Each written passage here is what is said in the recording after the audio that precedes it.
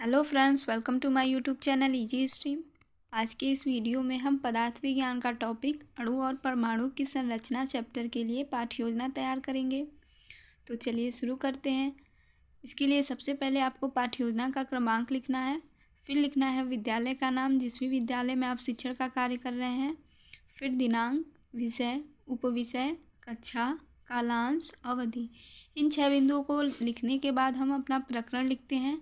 प्रकरण है हमारा अणु और परमाणु की संरचना। प्रकरण लिखने के बाद हम उद्देश्य को लिखते हैं। उद्देश्य दो तरह का उद्देश्य होता है, एक सामान्य उद्देश्य और एक विशिष्ट उद्देश्य। सामान्य उद्देश्य हमारे सब्जेक्ट से रिलेटेड होता है, तो ये साइंस सब्जेक्ट से रिलेटेड है। आप पिछले वीडियो या पिछले पाठ्य योजना के अनुसार इसको लिख सकते हैं। विशिष्ट उद्देश्य ये हमारे टॉपिक से रिलेटेड होता है। इसमें 3 तरह का उद्देश्य लिखते हैं, ज्ञानात्मक उद्देश्य, दूसरा बोधात्मक उद्देश्य और तीसरा अनुप्रयोगात्मक उद्देश्य। ज्ञानात्मक में आप लिखेंगे छात्र अणु और परमाणु में अंतर स्पष्ट कर सकेंगे। बोधात्मक में आप लिखेंगे छात्र परमाणु की संरचना की व्याख्या कर सकेंगे। अनुप्रयोगात्मक में लिखेंगे छात्र अणु और परमाणु के बारे में प्राप्त किए गए ज्ञान का उपयोग कर सकेंगे। विशिष्ट उद्देश्य लिखने के बाद हम शिक्षण सहायक सामग्री लिखते हैं। शिक्षण सहायक सामग्री में वो सभी सामग्री आप लिखेंगे जो टीचिंग के लिए यूज करेंगे। इसको टीचिंग लर्निंग मटेरियल या TLM भी कहा जाता है। इसमें आप लिखेंगे चौक, डस्टर, अणु तथा परमाणु से संबंधित चार्ट इत्यादि। फिर पूर्व ज्ञान लिखते हैं। पूर्व ज्ञान में आप लिखेंगे छात्र अपने आसपास की वस्तुओं का ज्ञान रखते हैं। पूर्व ज्ञान के बाद हम प्रस्तावना का प्रश्न लिखते हैं। प्रस्तावना का प्रश्न हम अपना प्रकरण निकलवाने के लिए बनाते हैं। तो इसके लिए भी आपको एक पहले टेबल बनाना है जिसमें 3 कॉलम रहेगा। पहले में क्रमांक, दूसरे में छात्र अध्यापिका कथन या क्रिया और तीसरे में छात्र या छात्रा कथन या क्रिया। तो आप पहला क्वेश्चन बच्चों से करेंगे कि हम कक्षा में कौन कौन सी वस्तुएं देखते हैं। तो बच्चे बताएंगे मेज, कुर्सी, चौक, श्यामपट्ट इत्यादि। फिर आप दूसरा प्रश्न करेंगे चाक को तोड़ा जाए तो क्या होगा। तो बच्चे बताएंगे चौक के टुकड़े हो जाएंगे। फिर आप तीसरा प्रश्न करेंगे चौक के इन बारीक कड़ों को क्या कहते हैं। तो ये समस्यात्मक प्रश्न हो जाएगा। फिर आप अपना उद्देश्य कथन लिखेंगे, आज हम अणु और परमाणु की संरचना का अध्ययन करेंगे।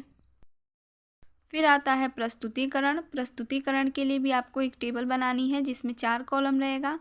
पहले में क्रमांक, दूसरे में शिक्षण बिंदु, तीसरे में छात्र अध्यापिका कथन या क्रिया और चौथे में छात्र या छात्रा कथन या क्रिया।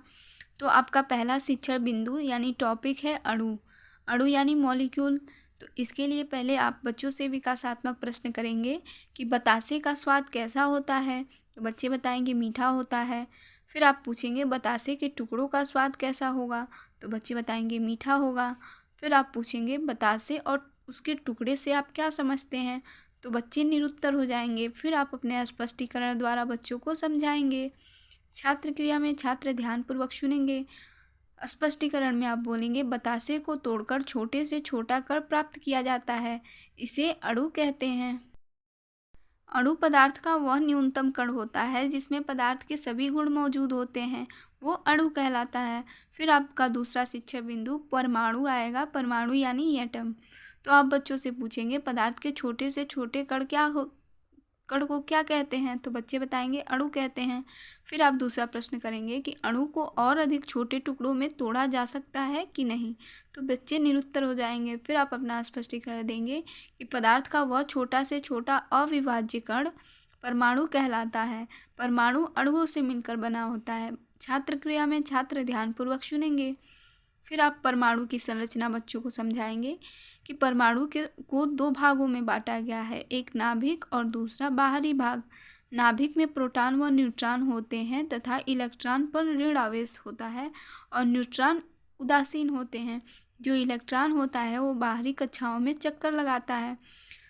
छात्र क्रिया में छात्र ध्यानपूर्वक सुनेंगे। फिर आप बच्चों से बोधात्मक प्रश्न करेंगे पदार्थ के छोटे से छोटे कण को क्या कहते हैं। तो बच्चे बताएंगे अणु। अणु से क्या बनता है। तो बच्चे बताएंगे परमाणु। फिर आता है श्यामपट्ट का कार्य। श्यामपट्ट कार्य में हम अपना पढ़ाए गए चैप्टर का सारांश लिखते हैं। तो आप लिखेंगे परमाणु 2 तरह का होता है, एक नाभिक के अंदर और दूसरा नाभिक के बाहर। नाभिक के अंदर प्रोटॉन और न्यूट्रॉन होते हैं। प्रोटॉन पॉजिटिव चार्ज होता है, न्यूट्रॉन पे कोई चार्ज नहीं होता है, ये न्यूट्रल होता है। और इलेक्ट्रॉन पे नेगेटिव चार्ज होता है। अभ्यास के प्रश्न के लिए आप दे सकते हैं अणु किसे कहते हैं, परमाणु को कितने भागों में बांट सकते हैं, नाम बताइए। गृह कार्य के लिए आप दे सकते हैं अणु तथा परमाणु को परिभाषित कीजिए तथा अंतर स्पष्ट कीजिए। आज के वीडियो में बस इतना ही। नेक्स्ट वीडियो में हम नेक्स्ट लेसन प्लान के साथ मिलेंगे। तब तक के लिए धन्यवाद।